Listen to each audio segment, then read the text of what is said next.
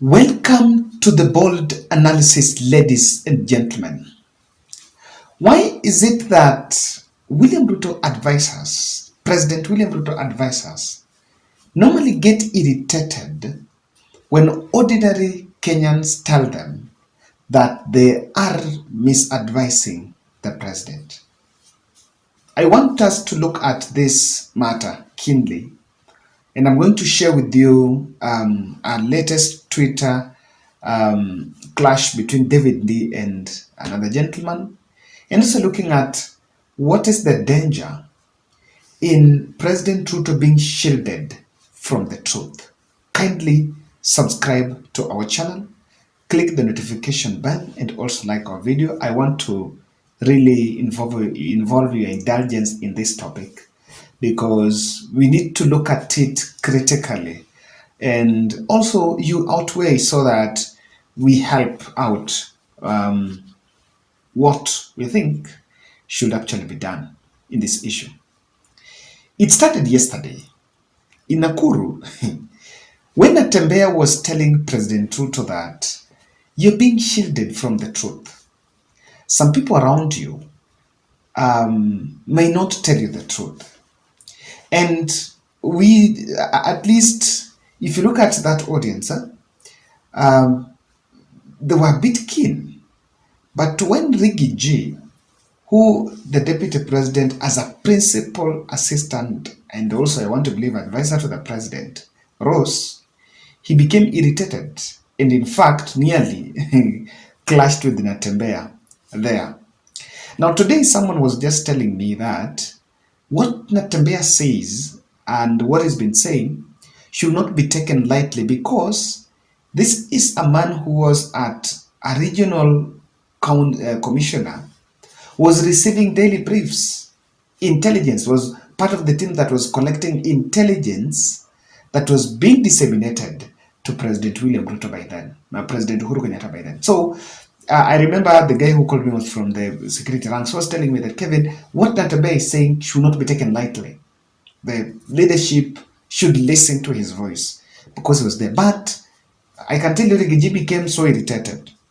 Now today, I've been following this great debate. David Ndii.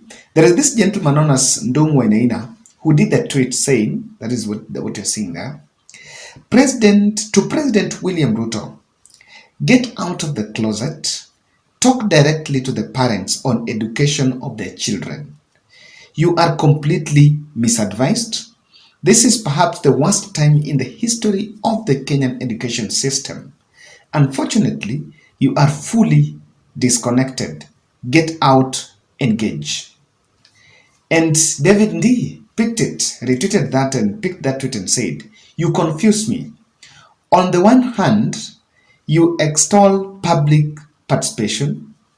We have an expansive open participatory process ongoing. Last week, I sat with 38 vice chancellors discussing university financing. What do you know that everyone else doesn't know? Now, these are the people that David Ndii's advisor, I think economic advisor to the president. But then, what Ndungu is talking about here is about CBC, primary and secondary education. But then, David Ndii is telling him that it's open, there is an open participatory on this issue. Then he's saying that he met the VCs. The university meeting was on the university education. And I don't believe it is related to what this gentleman was saying. But he is, Ndungu is telling Ruto that he's being misadvised.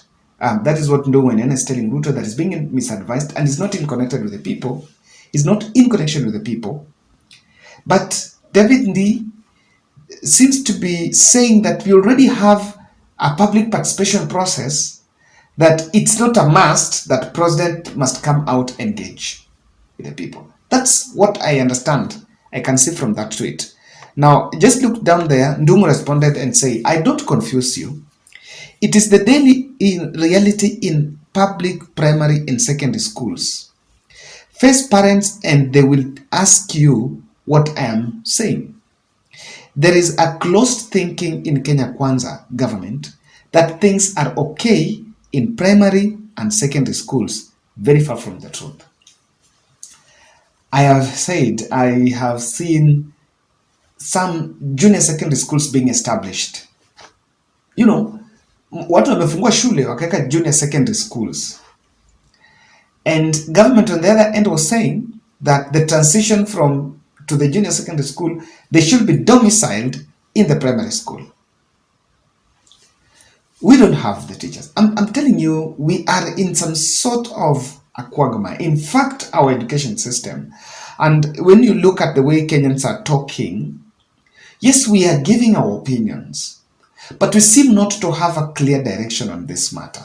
And you may forgive me for this, but I tend to see that the KK team are not giving it key attention, or we have some high level of incompetence, or deliberately this matter in terms of education is being taken casually, because you can easily blame the former regime. I may be wrong on that, but that's one thing I see. So from that tweet, David Ndii is defensive of the fact that what that gentleman is saying is that Ruto is being misadvised. And not just on that, there are a couple of other things, that show that Ruto is being misadvised. I've just been speaking one on the economy, that as much as tunataka kufixed, but we need to also look at other things that are going on that we need to do now. So I want to show you what is the danger in this shielding of the truth. He's not being told the truth. Before I tell that, let's make these two observations. First, the framework of public participation is selective in its nature. For example, today I was following the county integrated development plan that was being presented before the governor in Siaya. I followed that. And if you check that room, it was only the good guys in suits that were attending.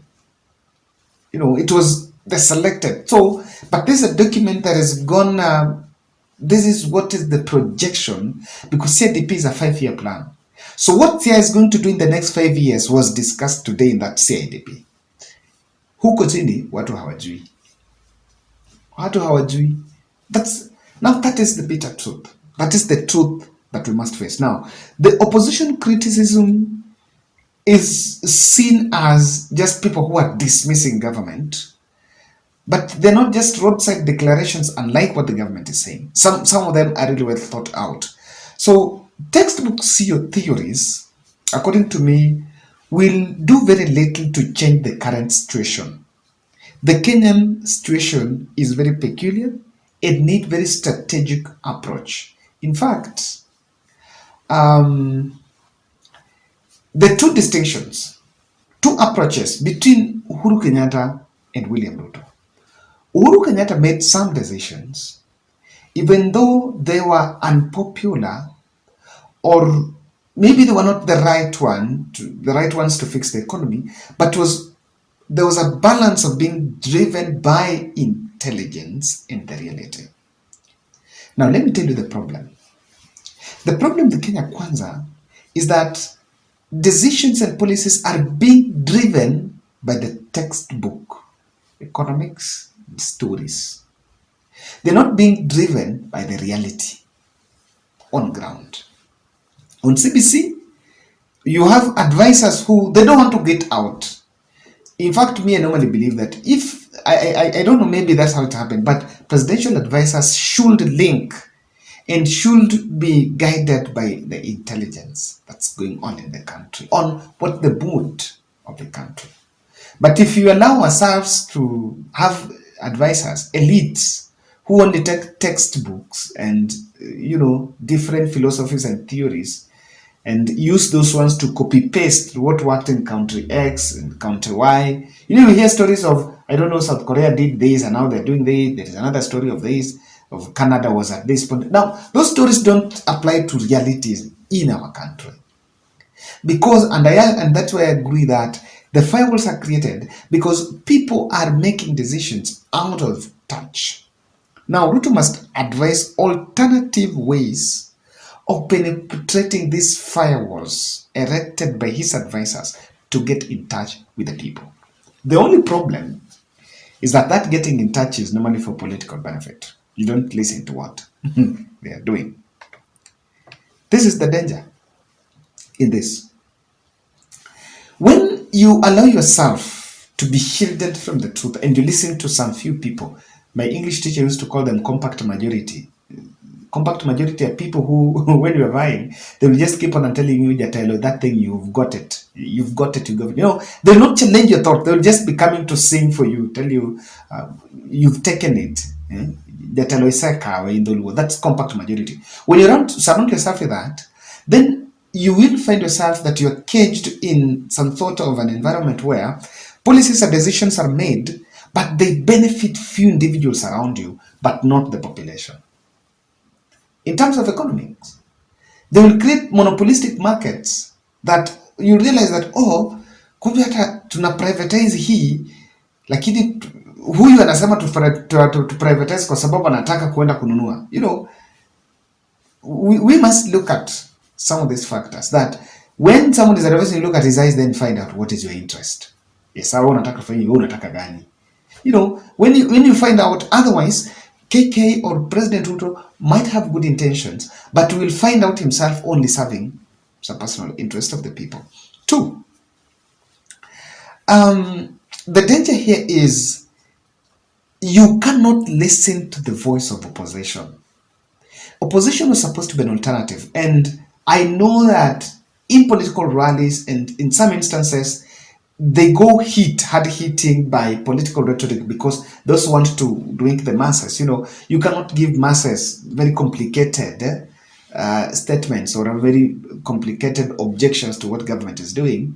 But to some extent, when it is opposed and you see the public siding with that, you need to wait and say, okay, we are doing it, lakini wanaambia wa jamaa wasichukue hii hustler fund ama wasilipe na yenyewe hawalipi. So what about it? So opposition to some extent actually helps government to know the mood of the country. But when you have this tendency of people around you not allowing you to listen to others, then you will not listen to opposition. In fact, you will actually brand your critics as a bunch of fools. And with that, kila mtu anasikia. The other thing is this. Ruto might actually be dealing with a bunch of people that are plotting his failure.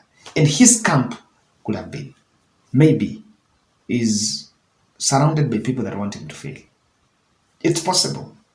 Even this is possible even during Uhuru Kenyatta, even during Kibaki. The people who will be there, but they're not looking at the plan. No, they're looking at, tufanye hii, wacha si tukule bwana. Kitoka tutaenda, that's it. Resting blames on Uhuru Kenyatta, and that's what I can say. To President Ruto, I repeat one thing and I'm going to say in my analysis. When UDA succeeds, all of us succeed. When it fails, all of us fail. So, resting blame games on Uhuru Kenyatta, there could be some deliberate failures to apportion blames on Uhuru Kenyatta, but that is not going to be palatable in 2027. Kenyans going to judge you on the track record. That's my take.